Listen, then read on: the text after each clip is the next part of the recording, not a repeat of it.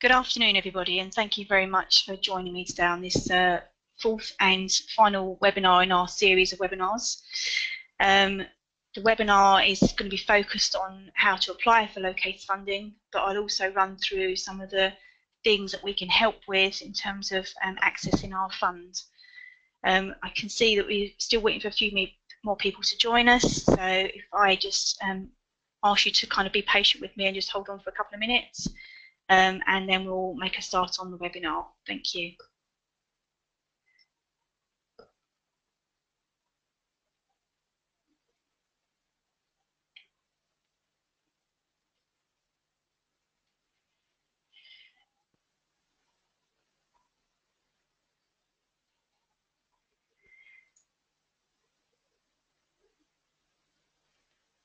Okay, so I'm going to make a start. So thank you very much for joining me and for being on time.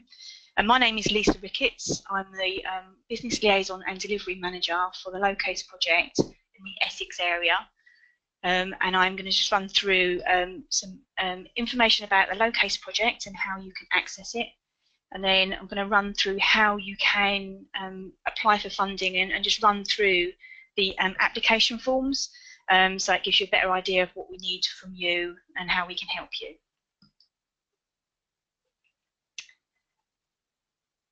Just trying to get my presentation to move, which it doesn't seem to want to do at the moment. So give me 2 ticks. And it's always the technology that lets you down at these points. Just hopefully it will start to work any second now. Here we go. So what is LOCACE? We are a grant-funded programme.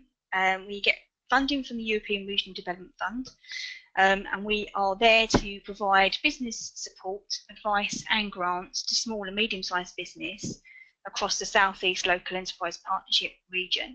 And I'll show you a map in a moment, and that will show you where the area is that we can help businesses. What we're aiming to do is to help businesses improve energy efficiency and lower carbon emissions, but we're also supporting businesses that are developing new low carbon products and services. We have a match funded grant, so we can provide up to 40%, up to £10,000 towards the cost of the things that you might want to do in your business. And this is going to enable growth, improvement in energy efficiency, saving money and lowering carbon emissions. So here is the boundary map of the South East Local Enterprise Partnership. As you can see, it's quite a large area. I look after that top section, so the pink area on green and light blue. And then we have colleagues in Kent that are looking after Kent and Medway, and other colleagues in East Sussex looking after East Sussex businesses. These are our project partners. So as a project, the unitaries and the county councils across the South East Local Enterprise Partnership come together and are working in partnership to deliver the project. So we have Kent County Council, Thurrock Council, East Sussex County Council, the Essex County Council, Southend-on-Sea Council, and also we're working in partnership with the University of Brighton, who are bringing with them some collaboration with universities and knowledge transfer element to our project, just to add a bit of richness to it. So what can we do? So there are 2 main strands of our project, and what we're trying to do is stimulate demand for lower carbon goods and services within businesses. So what we do is we provide businesses with a green audit or an assessment of the business, and this gives a baseline of the energy use as it is at the moment. It looks at the types of things that businesses could do differently to actually save money on their energy use. And provides a report to the business that defines what they could do differently and how much energy, carbon and money they would save. We have grant funding that's available for businesses between £1,000 and £10,000, and this depends on the size of the project and how much carbon it will save. What we're trying to do is to raise awareness and increase take-up of the low carbon circular economy. So we're trying to encourage reuse, renewables, etc., so that we're not always making from new, and that helps that circular economy. We're trying to help businesses and customers make better decisions when they're making low carbon choices. And also we're trying to encourage businesses to actually talk to other businesses about how they've done some great things with lowering their carbon and how much money they're saving, so that they will come to our project. Types of energy efficiency projects that we can help with include lighting systems, heating systems, equipment and software. You might think, how can that be an energy saving product because it's a bit of software, but businesses are actually buying things like 3D CAD and video conferencing that help them to kind of improve their processes, or minimize the amount of movements they have in their vehicles, and that then helps them to reduce their carbon emissions. The second kind of strand of the project is the supporting supply and then transferring knowledge. So this part of the project is around that low carbon environmental goods and services businesses. So businesses that supply a service or a good that would be defined as low carbon. We have grants for this part of the project as well, again between £1,000 and £10,000. We're trying to encourage consortiums, collaborations, networking, clusters. So there are some Meet the Buyer events within our project that are trying to bring together some of the larger organisations with those smaller businesses in the local area. We are supporting some SME supply chain development as well, and this is where the universities come into play. So we're trying to encourage businesses to work with universities on specific things. It may be innovation, it could be business development, but the universities will have expertise in-house that will be able to provide some sort of support through that route.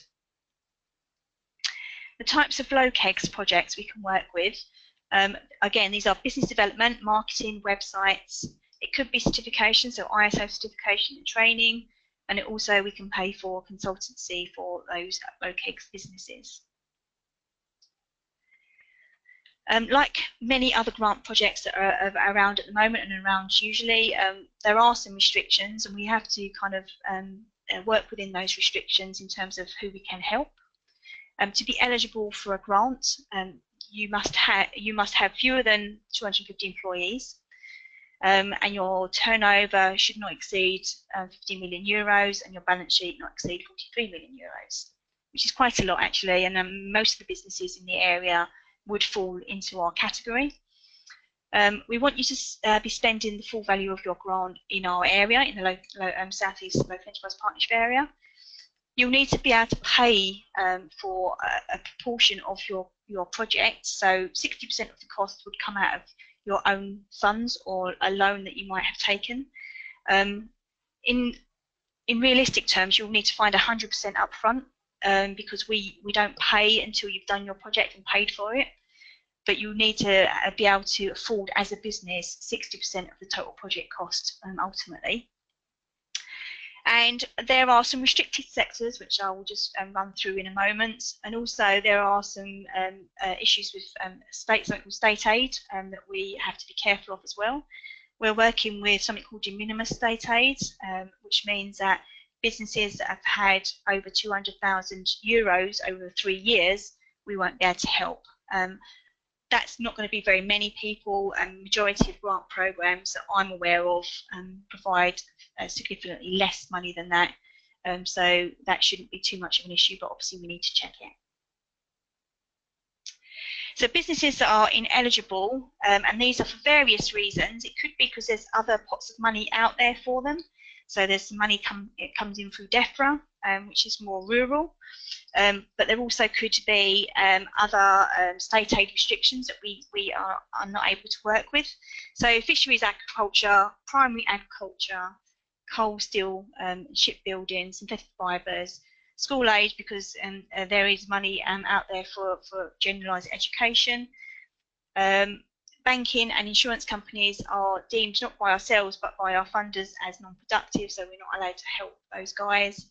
And we can support some retail business, but not the infrastructure and the lands, etc., that make up a retail business. In terms of the restrictions, we've mentioned on there we can't support primary production in agriculture, but we are able to help agricultural businesses in agricultural settings if they have a secondary business on site. So we have helped some farm shops and some other types of processes on a farm setting, but it's not the primary processing of agricultural products.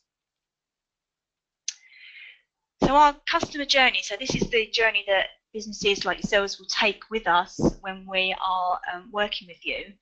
And I'll run through these in a bit more detail in the next few slides. So we engage businesses, we do an audit, we look at what kind of support you need, and then we have to do our monitoring and reporting, which is mandated to us by our funders. So with stage one, we could find businesses and you could come to us through any of these methods or means. We work quite extensively through social media, we have a website, but we're also working with the local authorities across the whole South East Local Enterprise Partnership area, not just the county councils. We attend networking groups. We are working also with, we have a lot of suppliers out there that are low keg suppliers that are referring customers to us, and our primary growth hub. So I've got Best on there, but there are 3 growth hubs across the South East LEP. The growth hubs are a great referrer to us as well. So, and they are a great source of information about all sorts of things for business. So you could come to us from any of those locations. The next stage is we will do an assessment or an audit. So this assessment will look at your business, and if you are, our assessor will decide at that meeting whether you go down an energy efficiency route or whether you're a low carbon business. If you're energy efficiency, they'll need to look at your building, the fabric of your building, the things that you want to change potentially, so they can do an audit for you and produce a report. And if you're a low kegs business, they will have a chat with you to find out exactly what you want to do in your business and get some more information from you in that way. The report is free of charge. The visit is free of charge for you, and then that stays with you, and you can take action on that if you want to, or if you're not able to at the time you have your audit done, you are free not to do anything with it. But we would encourage you to kind of take heed of the things that are put in there, because it's going to be really beneficial for your business. So at this business assessment and audit stage, there are a few things that you could do to help us, so you could be prepared for your visit, and so our advisors have got all the information to hand they need to help you out. So if you've already got an idea for your project, that's absolutely fabulous. But if you don't, our assessor will be able to kind of have a look round and make some suggestions to you. If you've already got an idea for your project, do you have quotes? And what we need to see from businesses is 2 or 3 quotes from different suppliers for each element of the project that they want to deliver. And this is so that we can evidence that you have tested the market and you're getting value for money. If there is a specialist piece of kit that you want to buy that you can't get an additional quote for, we can make allowances for that as well. So don't worry if you want to buy something that's really specialised and you can't get a second quote for it. We can justify that as a special case. If it's an energy efficiency project we're going to work with you on, you'll need to have copies of your energy bills. Now they'll be really useful for energy advisors, because they will look at how much you're paying for your kilowatts in terms of electricity or gas. They will have a look at how much you're paying for your gas bills, and then they'll be able to do their calculations based on that. If you've got a copy of your business plan ready, so if you're a low carbon business and you want to grow your business, we'll need to see how you're intending to do that and what your plans are. And also, if you're intending to do any marketing work, it'd be great to see a copy of a marketing strategy as well, so that then that can add value to your application if you intend to go forwards. So that stage 3 is how we define how we're going to help you. So like I said, our advisors will come and have a conversation with you at your business premises or a location of your choosing. And they will know by that conversation what route you need to take. If you're an energy efficiency project, they will work with you on energy efficiency measures. If you are in the low carbon sector, they will help you to develop a plan or an application that will help your business to grow in some way, or if you've got a product you want to develop, they will help you to kind of find out how or access funding to help you to do that. If you were looking for a specific piece of work and wanted to work at the university, we can facilitate that as well. We also are running workshops and events, so we identify whether you would benefit from any of the workshops or events that we're going to be hosting. And one of those workshops is called Steps into Environmental Management, and that will be the first steps along the line for anybody that wants to kind of understand where their energy is being used, and their environmental credentials can be sort of boosted by an environmental management plan. And that's a kind of a step along the line as well to ISO 14001. It's not quite there, but it takes you along the way if you attend a few of the workshops that we're holding for that. If there's nothing we can help you with, so you haven't got an energy efficiency project and you're not a low-kegs business, what we will do is we will refer you back to the Growth Hub, and the Growth Hub has eyes on all of the different business support projects that are available to businesses in our area, and they will make sure that you get the best support that you need for your business. So we won't just say we can't help you and goodbye. We will always try to refer you out to somebody who we think can help you. And our final stage, which is I suppose it's the one that we need to do, but it's not the most interesting part of the project, is monitoring and reporting. So we need to report to our funders what we've done, how we've done it, who we've done it with, and how much assistance we've provided. So there will be some forms that you need to fill out at the end of the project that will help us then to claim monies back from our funders for the monies that we've paid you in terms of grants. So applying for a grant from LOCASE is a two-step application process. And I'm just going to run through both stages, take you through the form so that you understand what we need from you for each section of the form. And then I will, at the end of that, I'm going to run through some important bits of information that you need to know and we need to know from you. So the first step of applying for funding through LOCASE is our eligibility form. So this is what the hard copy of the form looks like. We also have this now electronically on our website, so www.locase.co.uk, and you can apply either using the electronic form, or if you would prefer, the advisors will send out to you a copy of our paper form. Once this form is completed by you and signed and sent back to us, we will check eligibility, and as you can see, it's a little bit fuzzy, but there are questions on there that enable us to check whether you're a small business, whether your turnover is within the right limits, whether your balance sheet is in the right limits. We also ask questions about whether you're owned, more than a quarter owned by another company. This is because if you have a parent company or subsidiary companies that mean that the whole group is more than 250 employees, potentially we won't be able to help you because you won't be classed as an SME anymore, depending on the relationship you have with those other businesses. And also we ask the state aid question whether you've had more than €200,000 worth of funding in the last 3 years. So once that form has been checked and authorised, we will send your information off to one of our advisors. So we have a number of advisors across the whole area that are able then to make an appointment with you to come and see you at your convenience. And then after you've had your audit report and decide to go forwards, there's a grant application form that you need to fill out. Now again, the grant application form is either an online form, so if you've done an online eligibility form, you'll be sent an online application form.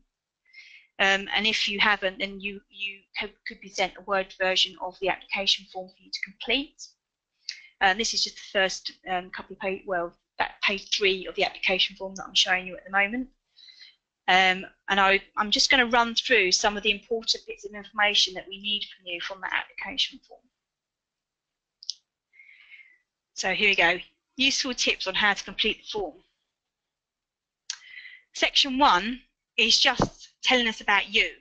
So if you've already completed an electronic version of the eligibility form, your application form will come out to you with the majority of this stuff already completed, because you've already told us all those bits and pieces online, basically. If not, you'll need to complete the elements there. So we'll need your business name, your address, contact details, who within the organisation is leading on the project, your company status, and your company registration number if you have one, and your VAT number if you have one. We'll also ask you to kind of give your project a title, and that could be whatever you want to call it. It could be energy efficiency measures or whatever you want to call it. And we need to have an estimated cost of your project in that first section as well. Section 2 moves on and it asks you to tell us some stuff about the project that you want to work on. So the first part of that is the screenshot you've just seen, which is the project overview. And in that project overview, we're looking for no more than 500 words, so we don't want lots and lots of words in there about your project. And what's really, really helpful for us is if you tell us in the first sentence or two what your business does, because our grant panel is really, really interested in the types of businesses we help. So if you give us a few words about who you are, how long you've been trading, what your business does, anything that you think would be of interest, you can put that in there. Just a line or two is absolutely fine. Then we want to know what you want to do, why you want to do it, and what you aim to achieve. So these are your kind of SMART objectives. So you want to become more energy efficient. Why do you want to do it? To actually save money for your business, but also to improve the environment for your team if you're putting in new lighting or heating, for example. And what you aim to achieve is cost savings, carbon savings, whatever you want to put in there, improving your business basically. There's a section on the form that asks you for the savings you're going to make in terms of kilowatt hours and CO2 cost savings. Oh, don't worry about that, because all of that will be calculated by your energy advisor, the person that's seen you, who's done your report. They will have already done those calculations for you, so you just need to enter in those boxes what's in your report or what you've been told you will achieve through your project. Next bit is about what you want to buy. So we have a couple of boxes within the cost section. One is around capital costs, the other one's around revenue costs. So we're expecting to have a description of what you want to buy and how much it costs in those boxes basically. So a list of each thing that you want to buy and how much each thing will cost you. The next bit is around financial assessment. So we are asking you to provide information about the quotes that you've had. So names of the businesses who have provided quotes and how much the quotes were for, and also an indication of who your preferred supplier is. So lots of businesses are sending in application forms with various quotes and not really telling us who their preferred supplier is. And if the costs are quite close together, it's very hard for us to work it out. So it's really helpful if you can indicate on the application form who you've had a quote from and who your preferred supplier is. We don't dictate who you choose to use as a supplier, and it doesn't always have to be the cheapest supplier. It's the one that works the best for your business. We also have a section where we're asking for financial year ends accounts, and it's just a brief pieces of information around commercial revenues, whether you've had any grants, the total turnover, your gross profit and operating profits, and any shareholder funds. And there's a table within the application form that allows you to enter that, and that information will be on your year-end audited accounts if you have them. That should be fairly easy for you to obtain.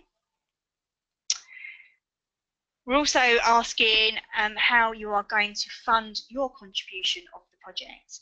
So we are asking you where are you going to source your match funding from?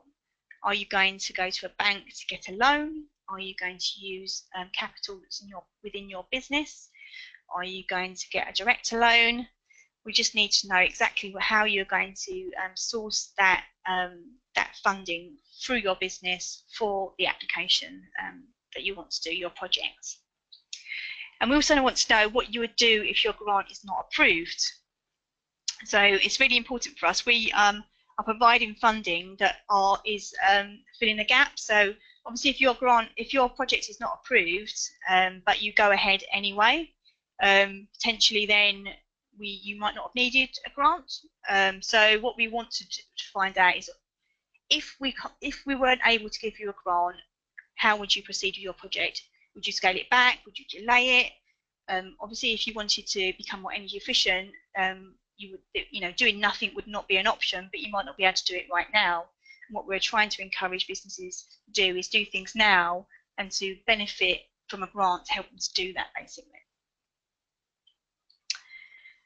So on section 3 of the form, here we talk about risk assessment. So this risk assessment is related to implementation of the project.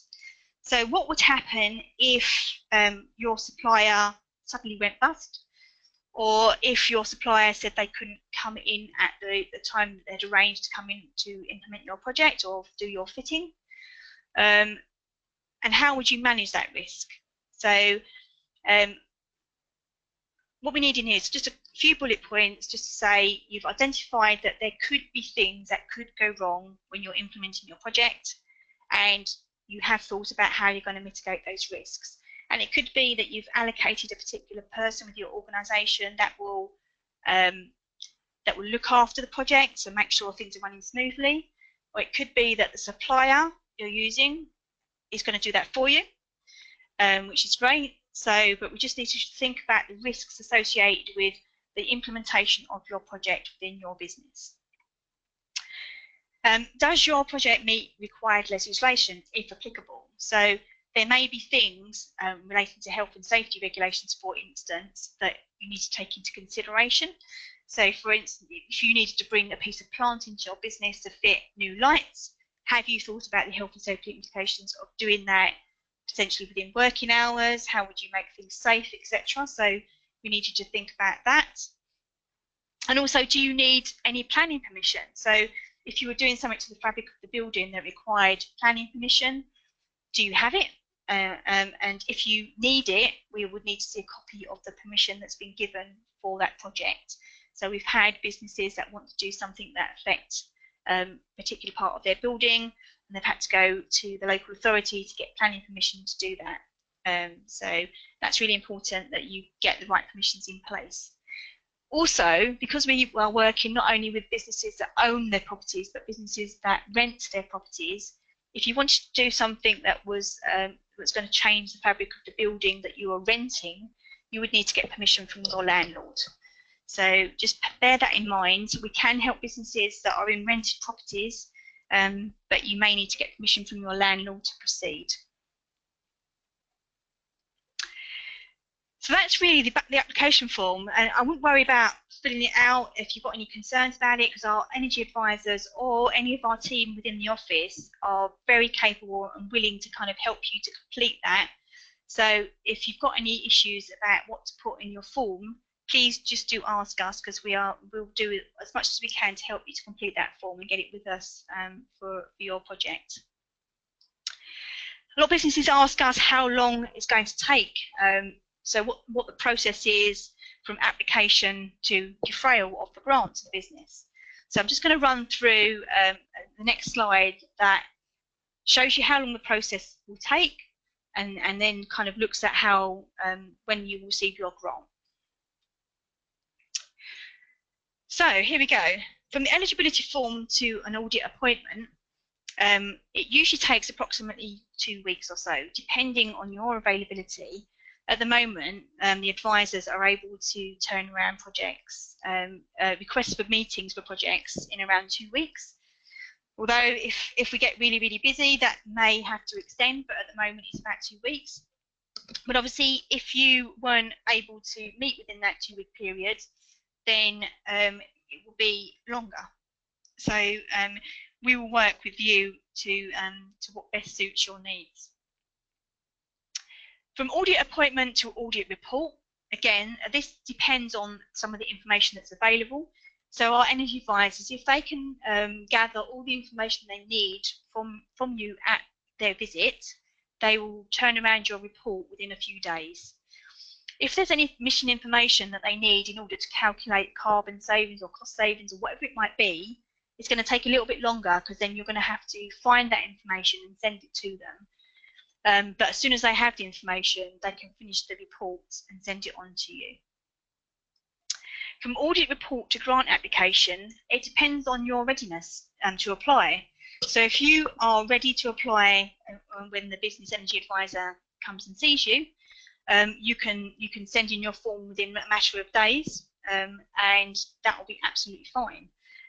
If you're not quite ready or need to go out and get more quotes, then that could take a more extended period of time. It depends on yourself and when you can get the information to us.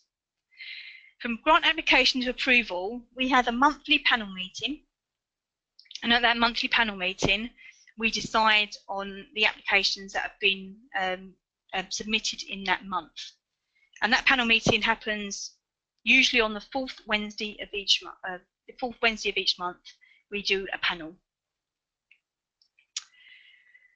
The approval to defrayal, so again, it depends on implementation. Within your funding agreement, you're given a 3-month period to go off and do your works. But you could do them a week after you get approved, or a few days after you get approved, and that's absolutely fine. Or if you anticipate that it might take longer than that, you just need to let us know, and then we will work with you to ensure that we understand when you might deliver your project and when we are expecting to defray money to you. We have had occasions when we have urgent applications, so we do have a virtual panel that meets every second Wednesday of each month. And at that virtual panel, your application will be circulated to the grant panel via email for a decision. And that decision, the panel usually give them about 2 or 3 days to make a decision. And then once they have decided, they will then we will inform you that you are successful or not, as the case may be. So there are some important things that we need to go through now. So what you need to provide to us. So the information you need to provide before we can pay your grant.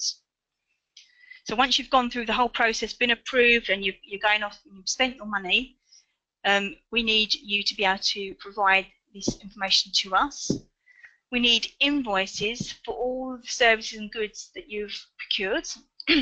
And what we need on those invoices is a breakdown between, so if it's goods, we need a breakdown of the materials. So if it's LEDs, we need to know how much the LEDs themselves cost and how much they cost to install, and if there are any other costs associated.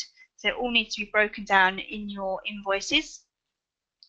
We need to see copies of bank statements showing payment for those invoices from your business bank account. So we need to be able to tally up the amounts on the invoices with the bank statements to prove that you have paid the money to the same supplier. We need to have evidence of your installation or completion of your project. So in some instances, an advisor will come back to see you to have a look at your project installation. In other cases, we will ask you to provide photographs or software screenshots and license information, depending on whether you've had a physical thing done to your building, like a new heating system, or whether you've bought a CAD system. There's another form that will need to be completed. So the new supplier form is sent out after you've had your grant agreement pack. So we send out an offer letter and a grant funding agreement to you. You would fill out the forms in there and send them back, and then we need to set you up on our system so we can pay you. And this will just capture the information we need from you so that we can set you up as a electronic payment for when we're ready to pay you. And there's an SME claim form as well, which is sent out after you've sent in all your evidence. So once you've done your project, you've sent in your invoices, your bank statements, and your photos, as the case may be, we will send you out a claim form that details everything that you've paid and the grant that we are going to pay you. And once you've signed and returned that form, then we can process the payment. And payments in our system, once we have pressed the button on it, so once we're happy that we've got all the information we need, they can be with you within 3 to 5 days. Final piece of really important information is what you need to know before you start your project. So there are some things you should be aware of. Do not start any work or order anything until the funding is confirmed and approved. So the date of the panel will be the date of approval for your project. But if you've already spent money before that date, that will not be eligible to receive funding. So please, please, please, if you've got an application in with us, please don't spend any money until you've got notification that you've been approved at panel. Because if you spend anything before the panel date, we won't be able to pay your grant to you. You need to confirm how your match funding will be sourced, because there are some limitations on this. So in terms of some types of finance, finance is difficult for us because our project is time limited. So finance we are trying to avoid, because you'd have to have a really, really short-term finance if you were going to go for it. Because if it goes beyond the life of our project, we won't be able to pay any monies that go beyond the life of our project. So if you're thinking about that, just have a conversation with us and we'll give you some information about what's acceptable and what's not. Please, please, please let us know if there are any changes to the person that you're using to supply your goods or services, changes from what you originally said in your application and the quotes you sent in. It's really, really important for us to be able to have a solid audit trail, and this is for our funders and for the audit process as we go forwards.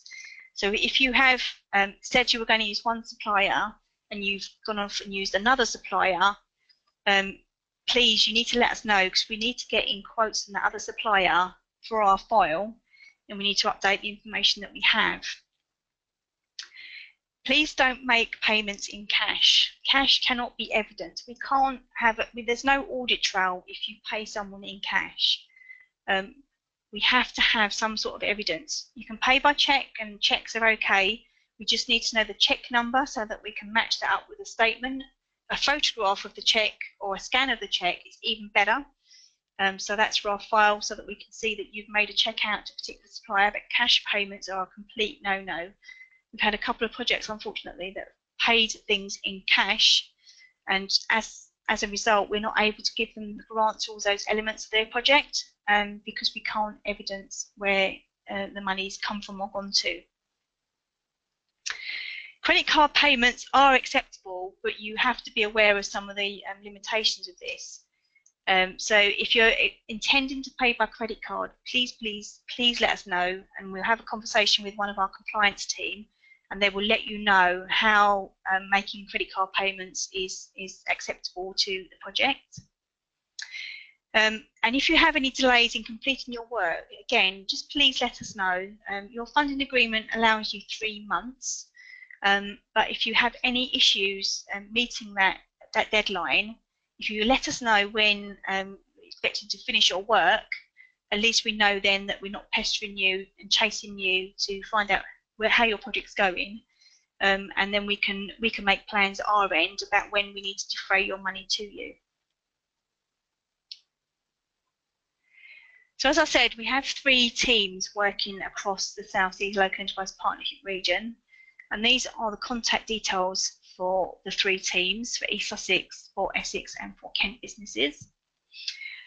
Please, please, please get in touch with any of those contacts. If somebody from Kent gets in touch with myself and based in Essex, I will always refer back to the appropriate person in Kent, because obviously they're your local support, and they will be able to help you better than I will.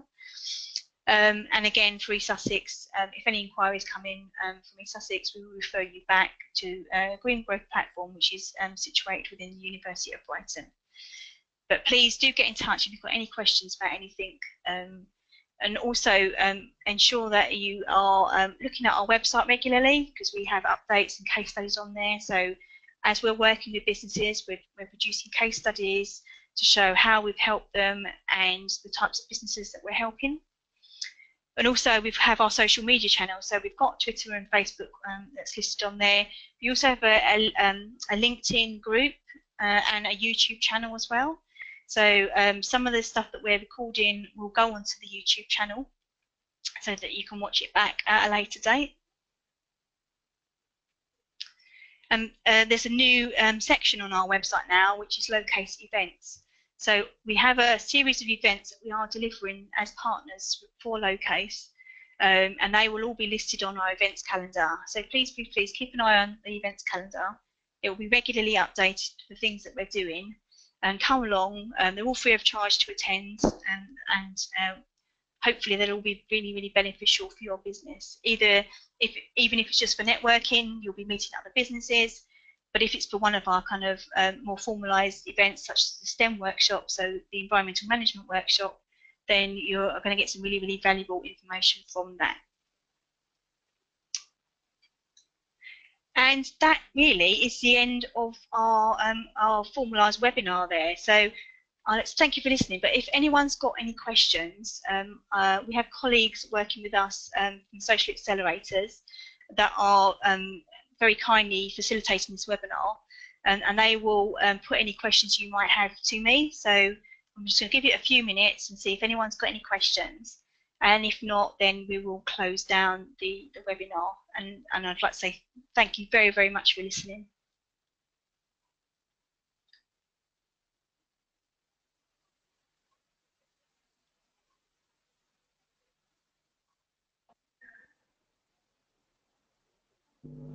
There's no questions so far. Okay. Just give it one more moment, okay. And then if we have no more questions or no questions that come through, then we'll close the webinar.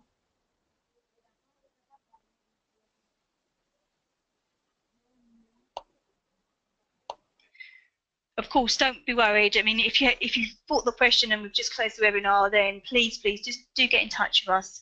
We'll share the slides out to the people that registered to listen today, and just ping us an email on any of the contact numbers that we've put up on that slide, and you can ask any questions by that method as well.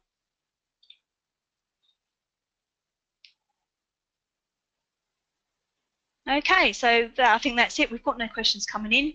So again, thank you very, very much for listening to the webinar today. Hopefully it's helped you to understand how we might be able to help you and the process that you need to go through to get support from us. Hope I haven't scared anybody off.